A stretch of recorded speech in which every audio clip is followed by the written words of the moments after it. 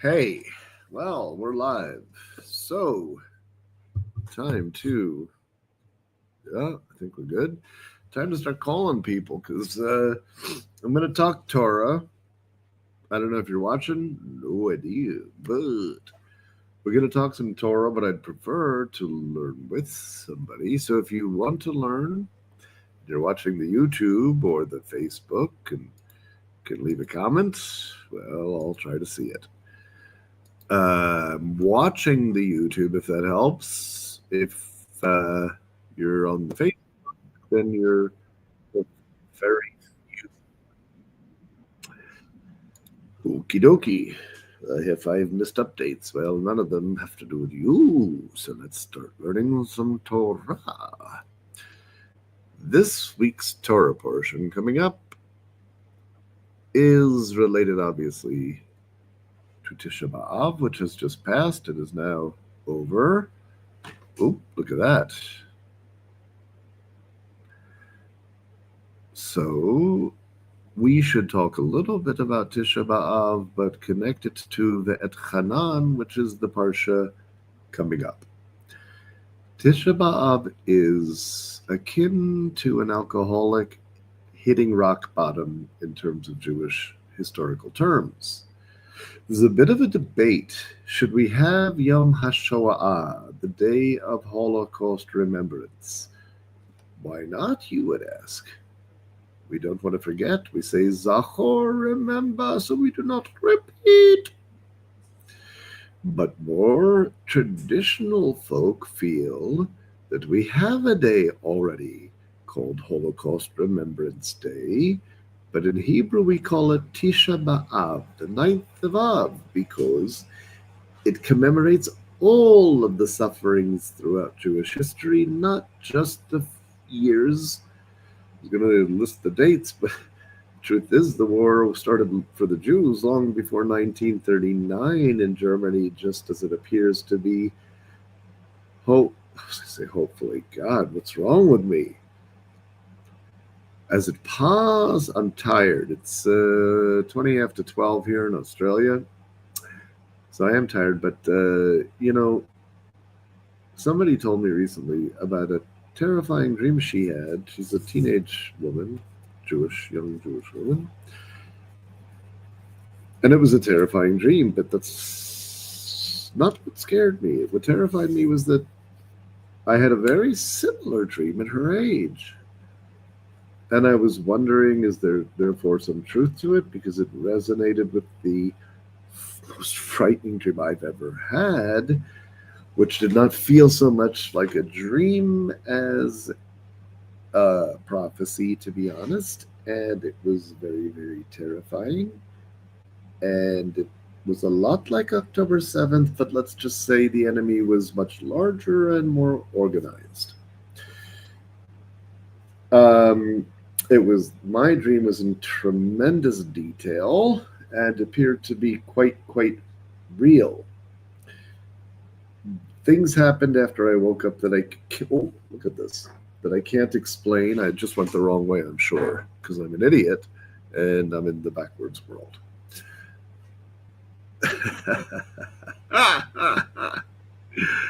Oh no, I probably went the right way and then went the wrong way. I have no idea what I'm doing. I'm born in 1965. That's the last of the boomers. Do you know what that means? It means when it comes to technology, it's all magical. So, Mr. Jew almost came out. So,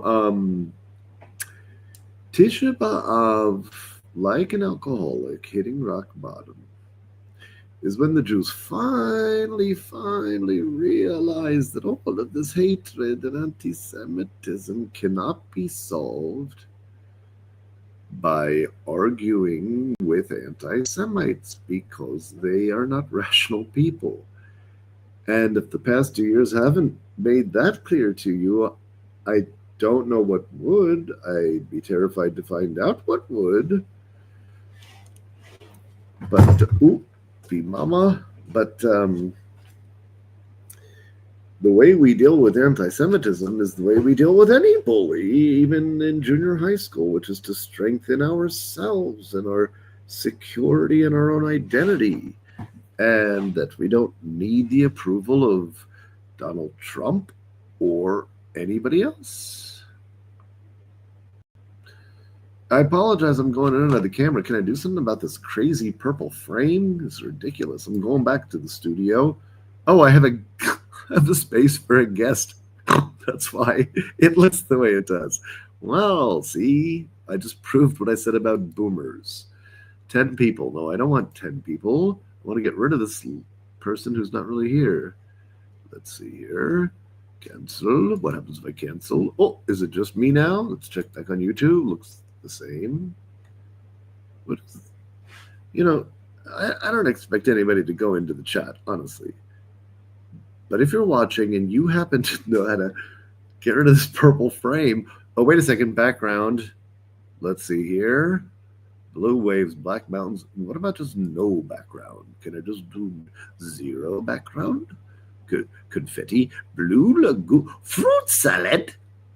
Fruit salad. No, see, I still have a circle around my head, but okie dokie. Oh! Did I shrink in YouTube? I shrank in the studio. Sorry, I can't help Mr. Jew coming out. Like all comedy, Mr. Jew comes out when I'm stressed. That's what comedy is there for, to help us deal with stress. Now let me tell you a story.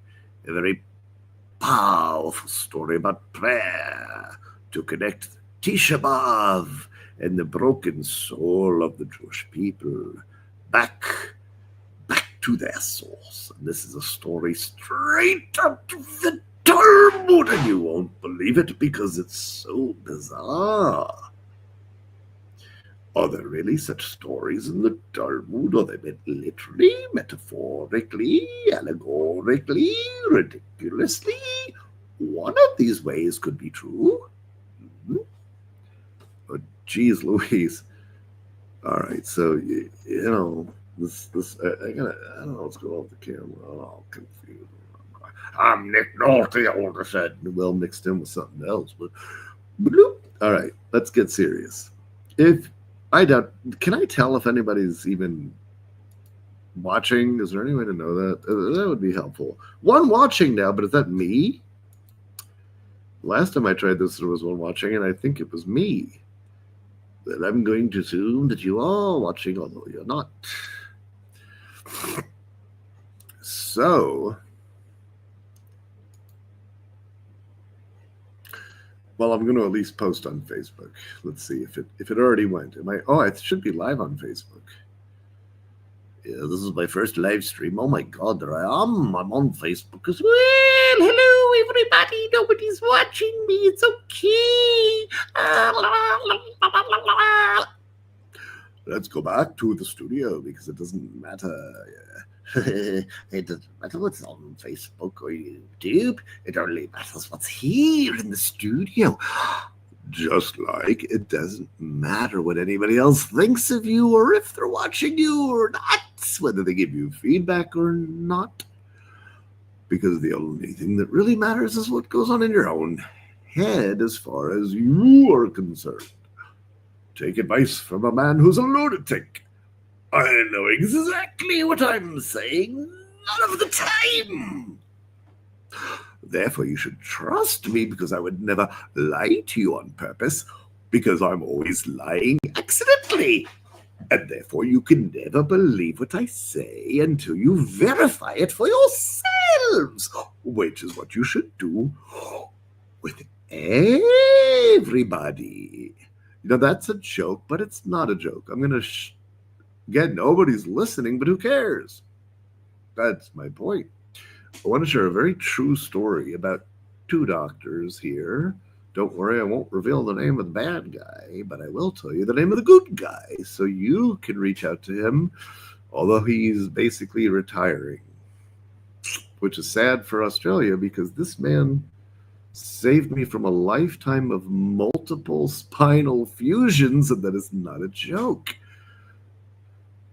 The turtle tail male line appears to be that there's some kind of disc deterioration issue where our discs deteriorate faster than others because we eat so many donuts, perhaps. Not sure why genetically, but well, about 17 years ago now, 16 years ago, I ruptured a disc in my back, the L4, L5, and not bulging. We mean it was split open. The fluid had come out of the disc and was trapped against my spinal cord.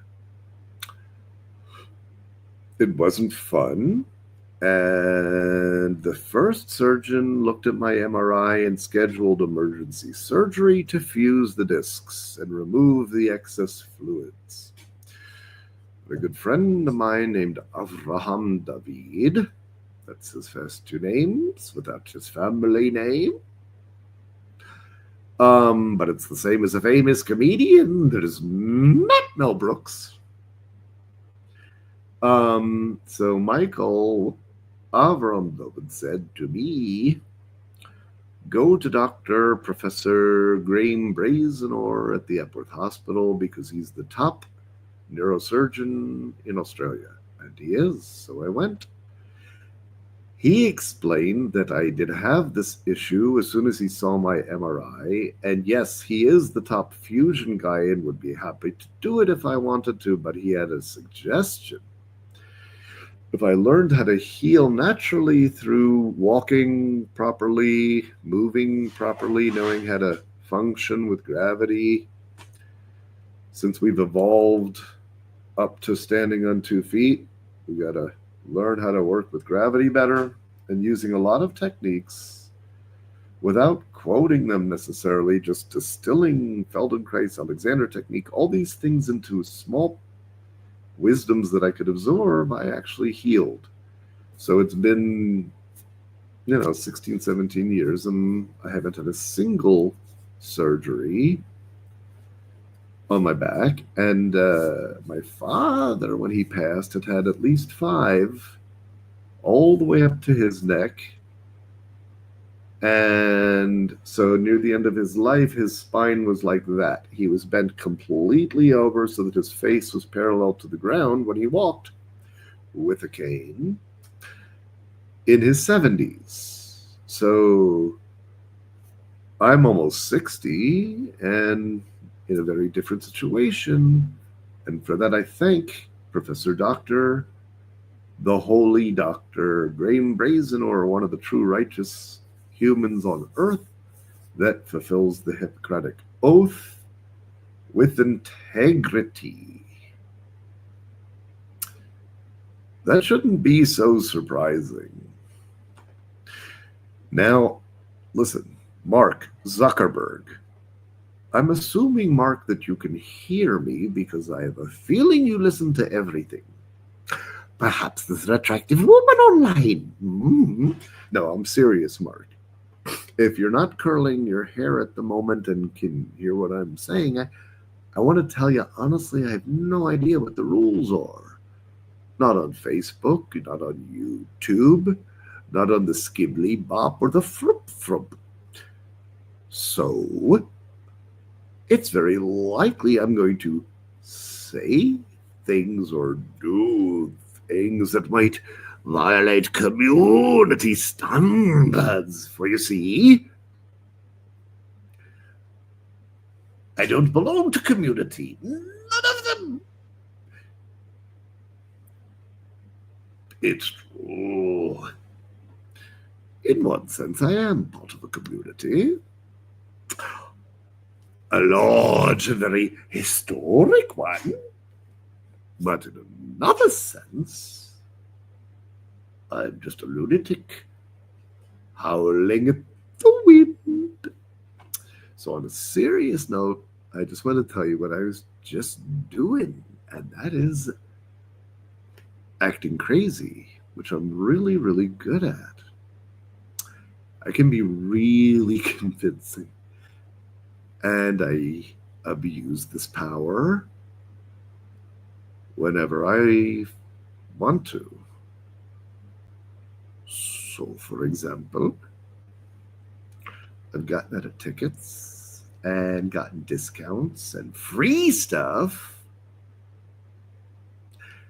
but it's all a matter of degree. Like, if I want a free lighter, I really hope the person I buy my cigarettes from never sees this because she'll never fall for it again.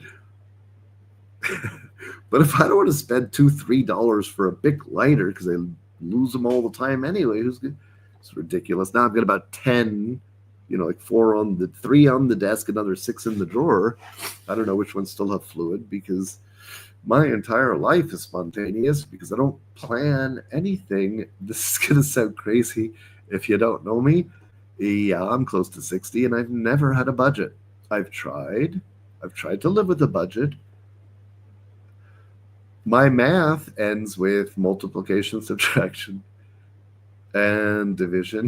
Not that good at division. So no, I don't do nothing. I try to live as the Jews did in the deserts, with every day your needs fulfilled.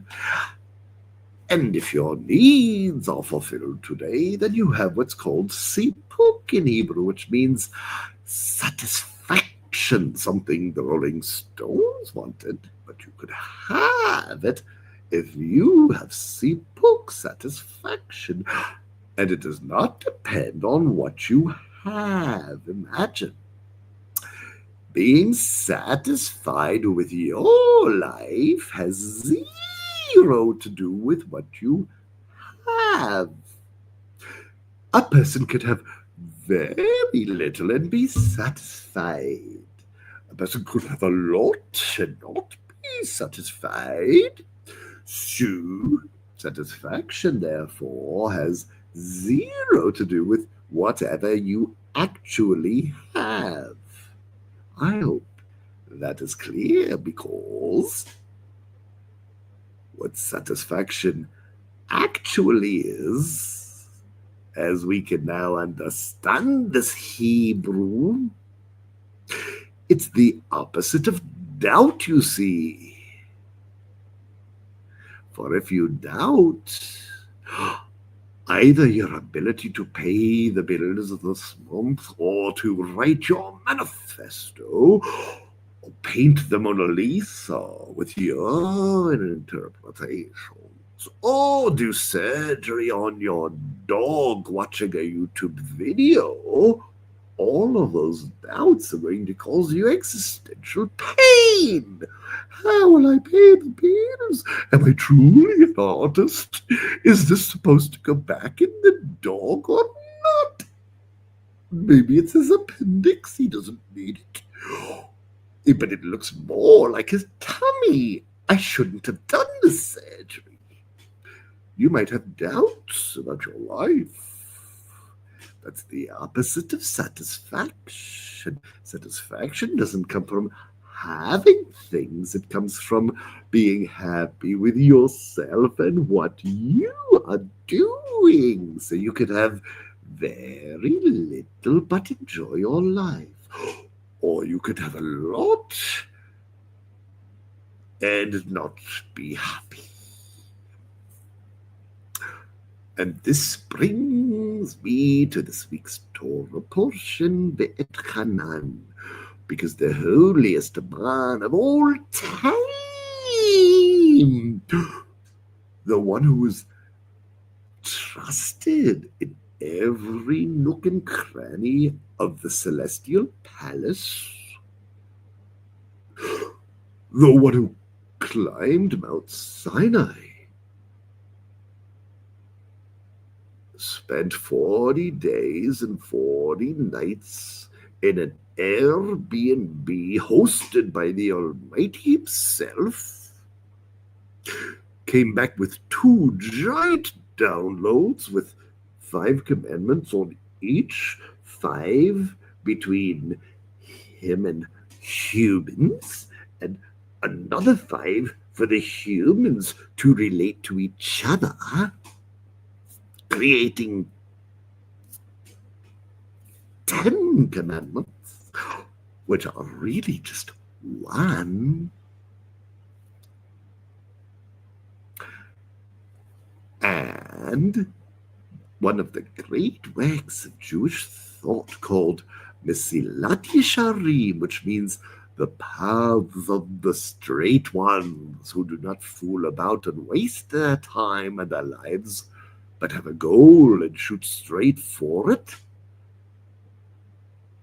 This book claims to know the purpose of all existence, which is an odd thing, because I could have sworn that every individual has their unique purpose in existence, or else why would God create them? He doesn't repeat, he doesn't make mistakes, and he certainly doesn't watch sequels, so how do we reconcile individual purpose in life with a universal purpose? Is it possible? He seems to think so. Let us explore what he said. He said the purpose of life is to take pleasure in the Creator.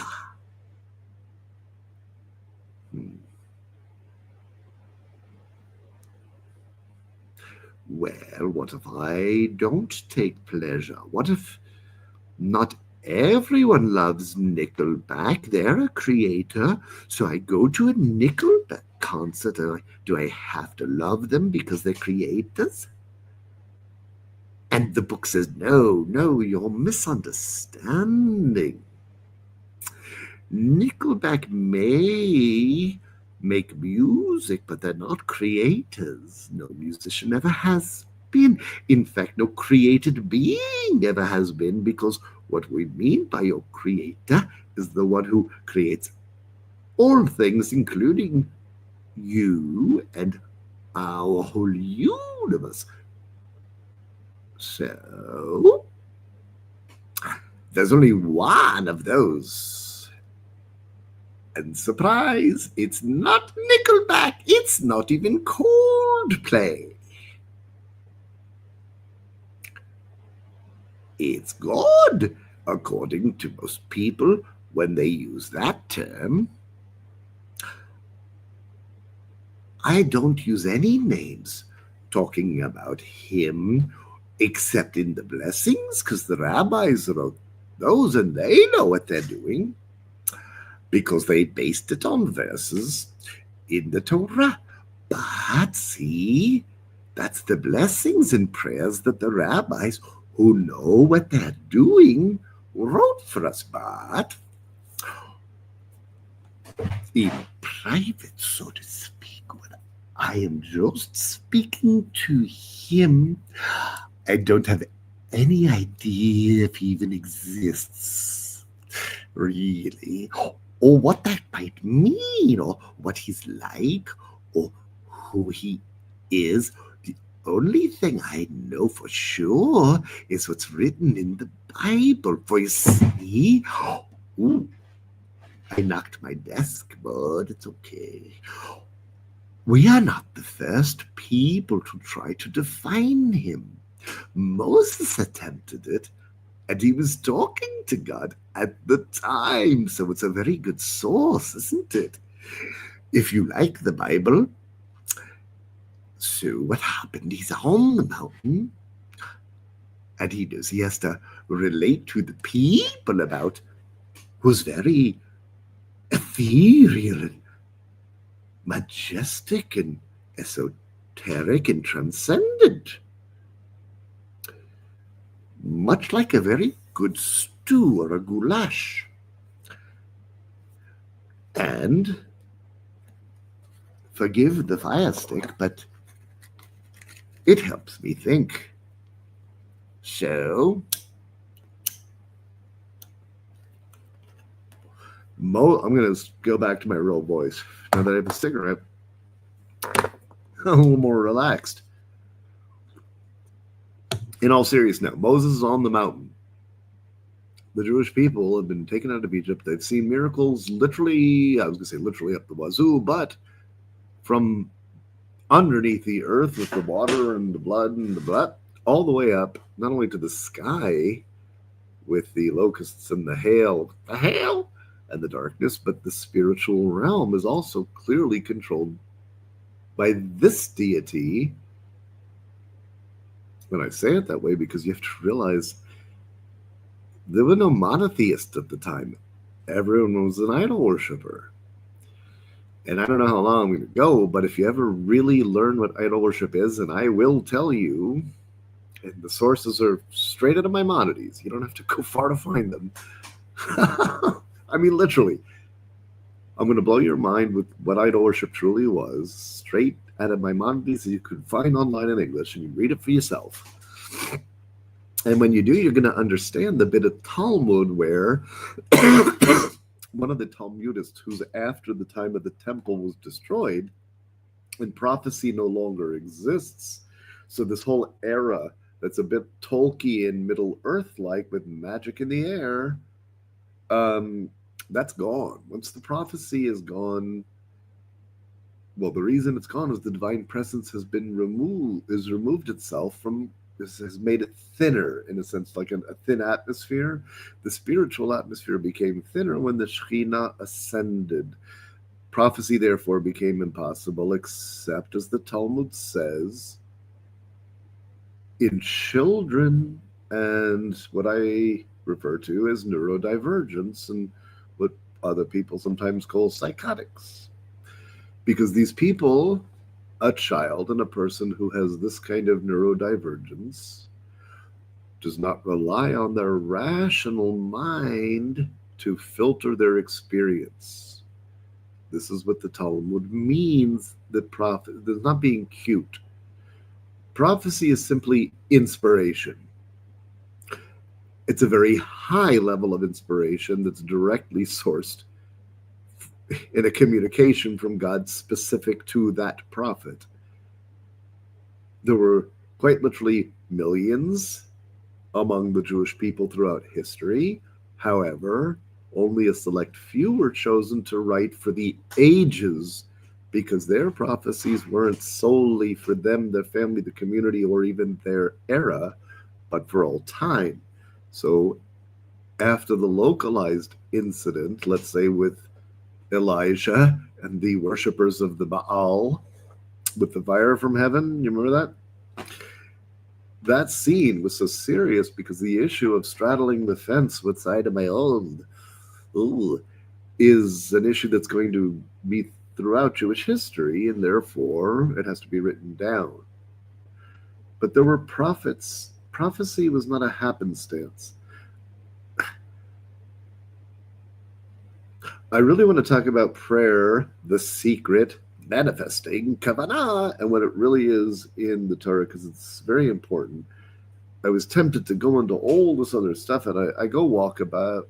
When I start talking, I don't know where we're going to end up. It's what seems important to me, and if random riffing on thoughts is not your thing, well, go watch a YouTube short in your shorts. But meanwhile, I'm going to get back to prayer because it's very misunderstood. First of all, God is not a candy dispenser. Your prayers affect him zero. You could beg and plead until you're blue in the face or red, and it doesn't move him. He doesn't change. He doesn't, I don't want to say he doesn't care, but he doesn't. Not that way. If you are praying like that, I pray real hard, you should know that you have an anthropomorphic image of him, the creator, in your mind, which is actually preventing you from, well, first of all, praying. Because even if you're praying for something that's very painful, for example, there's a relative with a horrific illness and it's very painful for them, and you every day you're praying, please heal them. Heal her, please.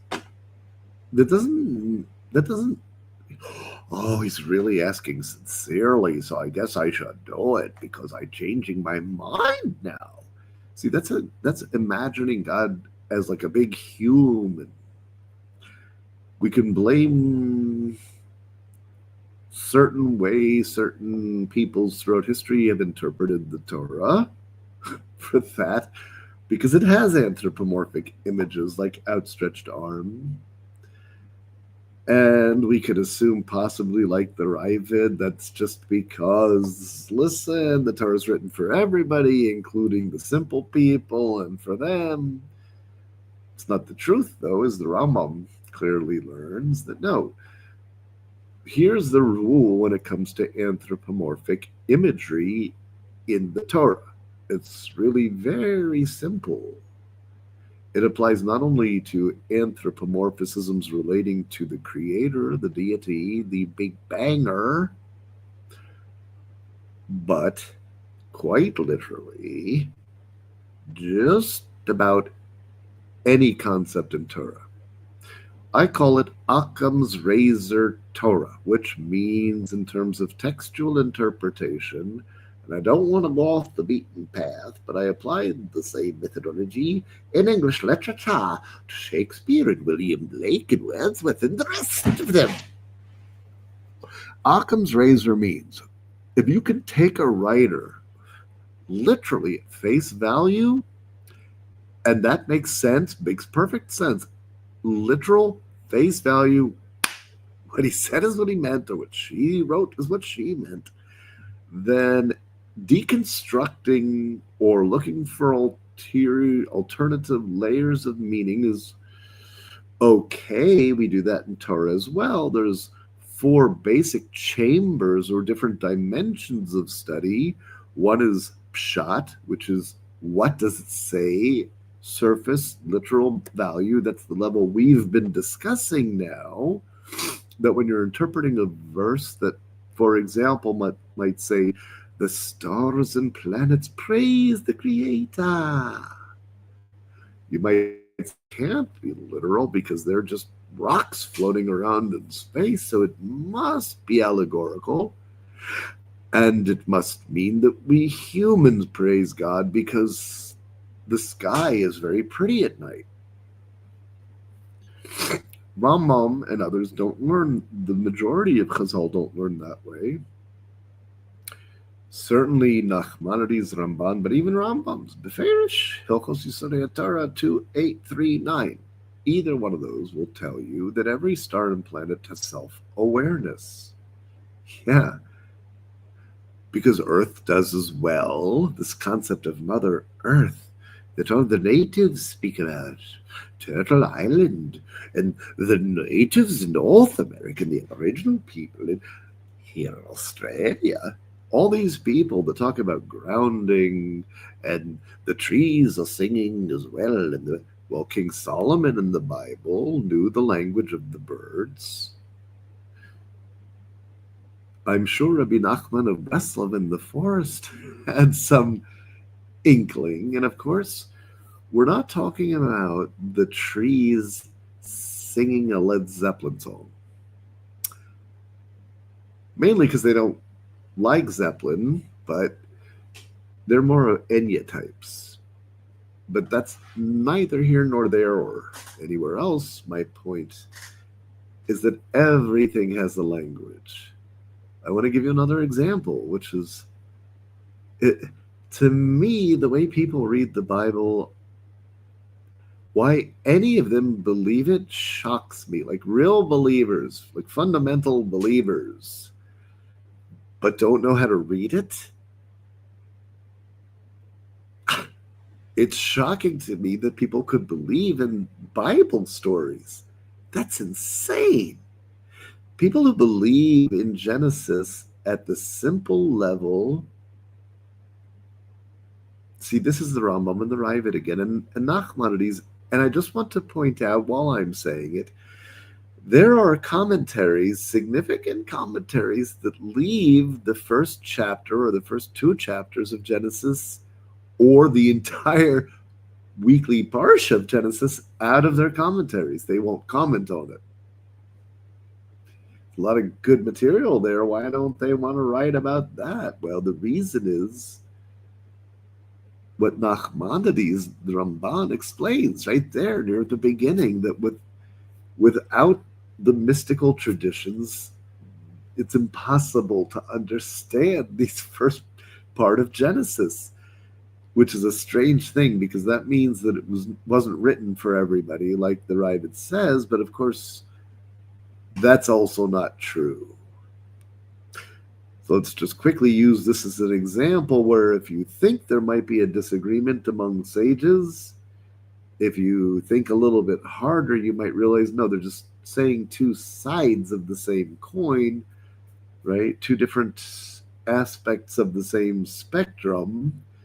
Much like gender, for example, is there's no such thing as two genders or 1,000. There's just Homo sapien with a spectrum of masculinity and femininity, which is mixed in different degrees in each of us as individuals, and therefore our chromosomes will express it in terms of our physical bodies and other aspects of our psyche, with a dominance either to the female or the male, or a very close combination of both, in which case we can host a TV show and then move to Europe with our girlfriend when it doesn't work out. And have short hair and look a bit like Prince Andrew if he were not dominantly male. If he is Prince Andrew, whoever has the big ears, is that Charles? It doesn't matter. The point is, I've had a Twinkie. No, I haven't. But I did steal an entire box of them off of a Hostess truck when I was 10 with my best friend. I don't know if I've ever repented on that one. Okay, but seriously, I want to get down to the prayer. I know nobody's listening, but maybe somebody will hear this someday. Same attitude I have with music.